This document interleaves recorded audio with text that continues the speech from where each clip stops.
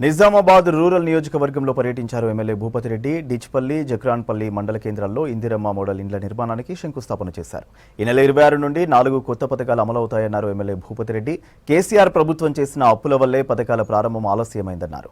ఈ కార్ రేసులో కేటీఆర్ తప్పు చేయకపోతే పదే పదే స్టేలు ఇవ్వాలని కోర్టుల చుట్టూ ఎందుకు తిరుగుతున్నారని ప్రశ్నించారు. విచారణను తప్పుదోవ పట్టించేందుకు కేటీఆర్ ప్రయత్నిస్తున్నారన్నారు ఎమ్మెల్యే భూపతి రెడ్డి.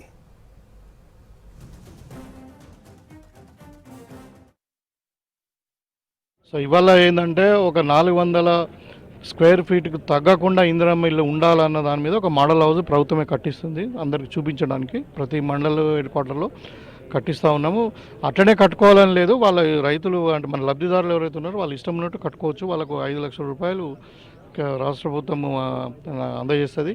సో దీంట్లో ఏంటంటే ఈ 5 సంవత్సరాలలో దగ్గర 20 లక్షల ఇండ్లు కట్టాలి తెలంగాణలో. మొత్తం ఇండ్లు లేని నిరుపేదలందరూ కూడా ఇండ్లు ఇవ్వాలన్నదే ప్రధాన లక్ష్యం. దానికి కట్టుబడి ఉన్నాం. ఇవాళ 4 స్కీమ్లు ఏదైతే ఉందో ఇప్పుడు సన్న బియ్యము ఇవ్వడానికి మనం రేషన్ కార్డులు అడుగుతున్నాం. రేషన్ కార్డులు 10 సంవత్సరాలు ఇవ్వలేదు.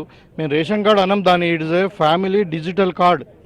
దాంట్లో ఫ్యామిలీకి సంబంధించిన డీటెయిల్స్ అన్నీ ఉంటాయి. అండ్ సింగిల్ విండో లాగా ఒక్క కార్డుతోని అన్ని సంక్షేమ పథకాలు అమలు పరచడానికి అవకాశం ఉంటుంది.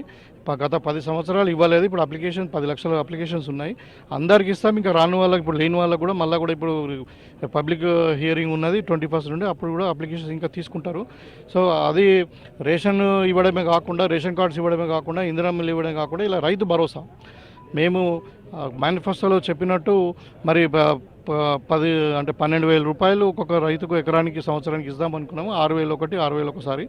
హైకోర్టు కూడా రికార్డు చూసి ఈయన తప్పు చేసిండు భయ్, నువ్వు ఎవడు అత్తసొమ్మ నేను 55 కోట్లు నువ్వు ఫారిన్ కరెన్సీలో ఇచ్చినావు, అది ప్రైమ్ అఫైర్స్ ఎవిడెన్స్ ఉందని చెప్పిండ్రు. సుప్రీంకోర్టులో కూడా హైకోర్టు డిసిషన్ మేము ఇన్వాల్వ్ కామని చెప్పిండ్రు. ఇప్పుడు మాట్లాడి ఇంతకుముందు అట్లనే అన్నాడు, డ్రగ్స్లో దొరికితే కూడా నేను రెడీ ఉన్నాను అన్నాడు. ఆయన ఇక వాళ్ళు మాట్లాడితేనే అబద్ధాలు. దాని పెద్ద సీరియస్ తీసుకునే అవసరం లేదు.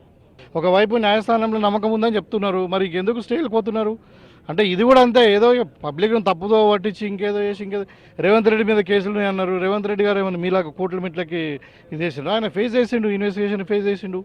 మీరు కూడా ఫేస్ చేయండి. తప్పైతే కోర్టు నిర్ణయిస్తుంది కదా.